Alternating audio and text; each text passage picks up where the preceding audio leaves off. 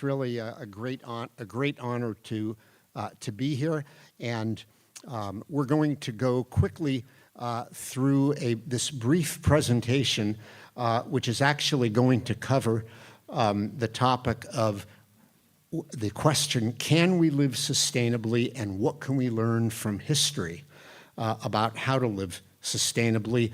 I'd like to present this talk in 4 parts. After the introduction, we'll talk about the development of science and technology through history, and then we'll look at human attitudes toward the environment and our relationship with the environment before reaching some conclusions. Okay, so what is sustainability? What do we mean by sustainability? There are lots of different definitions, and one definition that we're going to be adopting here is actually often thought to be the earliest, one of the earliest definitions of sustainability, which was developed by the World Commission on Environment and Development, and that was a commission formed by the United Nations in 1987. And sustainable development is development that meets the needs of the present without compromising the ability of future generations to meet their own needs. And if you think about that definition a little bit, there's a certain amount of vagueness in that definition, which is on purpose, but there's also a lot of depth. We'll be touching on a few points that relate to this particular definition. Also, I should mention that the modern view of sustainability includes economic as well as environmental and especially social sustainability. So, what are the key problems that, in terms of kind of a 30,000-foot view of sustainability? Well, first of all, our use of resources is critically important. All of us are aware we use a lot of non-renewable resources, and in addition, although we do use a lot of renewable resources, we are not using them at a sustainable rate, and so that's a problem. The second broad area is the accumulation of wastes. Most of our wastes go into landfills. And the problem there is not so much the lack of space for landfills, but rather the damage that this causes to the environment when we put in a new landfill. And that is really a problem because we degrade the environment every time we throw something away. And then thirdly, related to accumulation of waste is the damage to the environment. Almost all of this damage is due to unintended consequences. I believe very strongly that people are basically good. They want to do the right thing. But the problem is that if people don't understand the implications of their decisions, then they will do things that will cause danger nonetheless, even if they don't recognize it. And so these unintended consequences are a big problem, and of course climate change is one of the biggest of these issues, but also decreasing biodiversity, and the spread of disease. All of us are familiar with COVID and the problems that caused. So these are damage to the environment that we are responsible for by our unsustainable lifestyle. This is Vice President Al Gore, who put together the movie An Inconvenient Truth on climate change.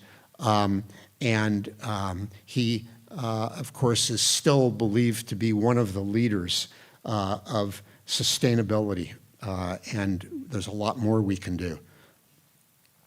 Okay, so let's look at science and technology through history. First of all, development of technology is the main way that human civilization has advanced. And even the ancient civilizations produced remarkable achievements. You can see the pyramids of Egypt pictured here, the Acropolis of ancient Athens, and the Colosseum in ancient Rome. Now, this did a lot of environmental damage, the way people lived back then. However, the population of the world back then was much smaller than it is today. And so the difference in population, when we had in the neighborhood of tens or hundreds of millions of people, is very different from today, where we have 8 billion people. So the scale of the damages is enormously different now. When did things start to become global? That really begins with the Industrial Revolution in the mid-1700s. And the scale of resource extraction grew enormously. The factories could use the invention of the steam engine, which is attributed to James Watt, in order to convert raw materials into finished products that people can use, much faster than before the steam engine was developed.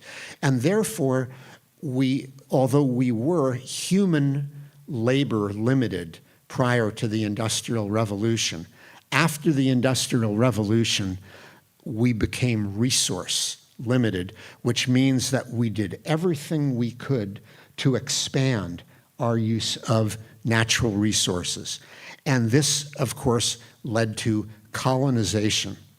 And I think it's very important to realize that colonization introduced a lot of problems, and not the least of which is the fact that on a large scale, for the first time, indigenous populations living in their own countries were forced into slavery.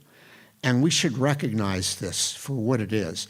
Basically, this is a complete lack of social sustainability, and it needs to be addressed head on. In Western Europe, there was a lot of environmental damage.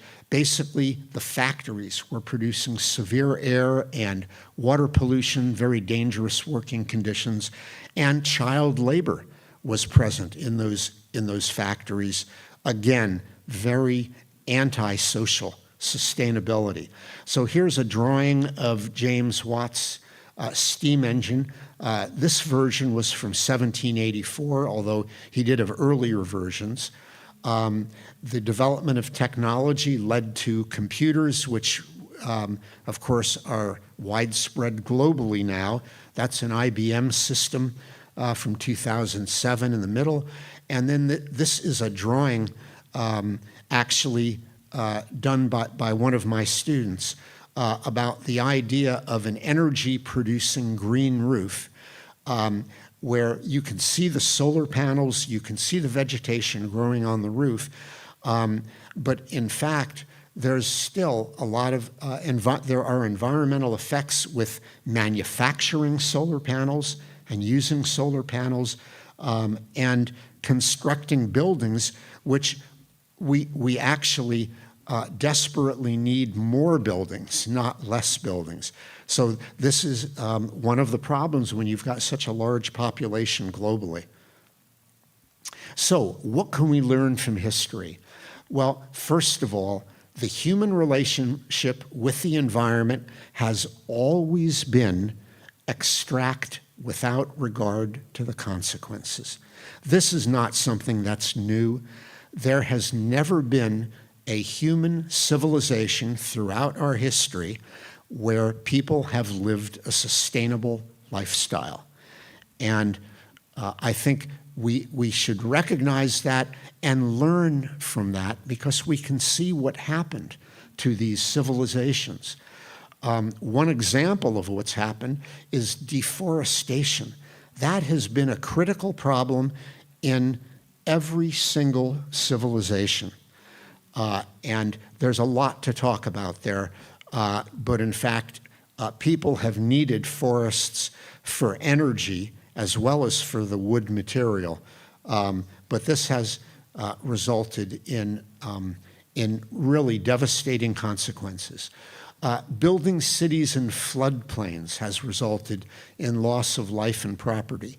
And again, this is throughout history. The Romans did this.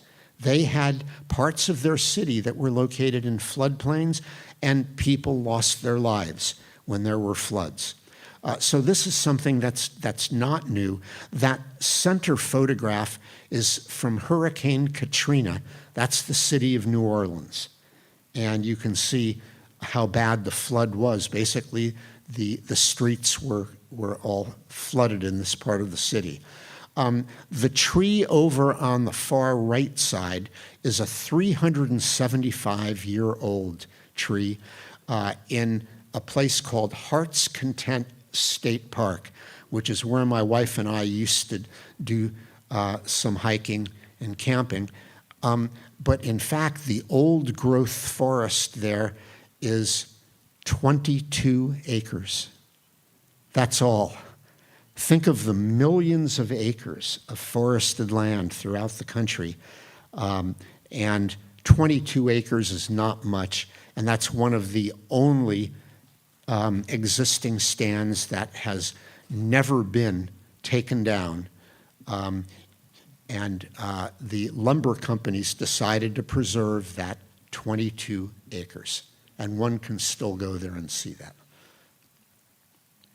Okay, thirdly, I want to say just a few words about human attitudes toward nature. Human attitudes, human perceptions are extremely important. On the right is a photo of the Apollo 11 launch, and NASA has done an enormous amount to expand the technology so that human civilization can go exploring out of our planet. On the left is what's called the blue marble photo from 1972. This was Apollo 17. And that photo became world famous very shortly after it was taken, because for the first time, people were able to realize that, hey, the Earth is finite. There are real limits on the Earth. And this photo went a long way in getting the idea of sustainability into people's attention. Human attitudes also depend on their perceptions. But in fact, unfortunately, if we look at human perceptions of society and also of science, what we find is that there is a tremendous amount of misconception. I'm just listing one example here, which is the idea that fossil fuel producers are the evil people in the world. And in fact, there was some research done by Riley, 2017, that shows that less than 100 organizations worldwide produce more than 70% of the world's fossil fuels. So that's a very small number of organizations, and lots of people have advocated basically going to those companies and taking whatever steps are needed so that they stop producing fossil fuels. But in fact, that is nowhere near sufficient. And you see that the next item I mentioned, that Bin and Dolatabadi find that over 80% of the carbon dioxide emissions are by individual consumers. And those are people who will complain, and they will complain forcefully if fossil fuels are halted. You see those old gas pumps down there. That's from leaded gasoline days. And I'll just say very quickly, in my own home state, my current home state of New York, back in 1922, when tetraethyl lead was invented as an anti-knock agent in in automobiles, there was an immediate adoption to put lead in gasoline, and it was done right away. And within a year, there was a serious accident in a New Jersey tetraethyl lead processing plant, and people realized how dangerous lead was. And we've always known that lead is dangerous. And so the US government did their best to try and stop leaded gasoline, as well as several states, including New York and New Jersey, to make leaded gasoline illegal, but there were massive protests. People wanted to be able to drive their cars fast, and they did not put up with government regulations, and they had major protests. So in fact, we have to convince the global population about what's the right thing to do here. We can't just go to fossil fuel companies. One of the misconceptions is the difference between the perceived energy consumption and the actual energy consumption. That dotted line going up at a 45-degree angle, all the points should be on that line if people's perceptions of energy, as shown on the y-axis, were correct, were equal to the actual energy. But in fact, you can see that the curve starts to become horizontal, and that's because people greatly underestimate the true energy that's needed when they get to high energy consuming items. So, as a result, this misconception is a big problem.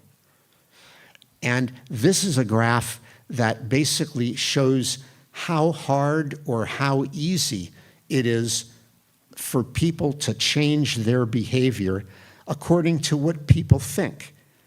And you can see, this is a survey that one of my students did, and you can see that right in the middle of the graph, where we have item number 4 on the x-axis, that is neutral, where people believe it is neither hard nor easy.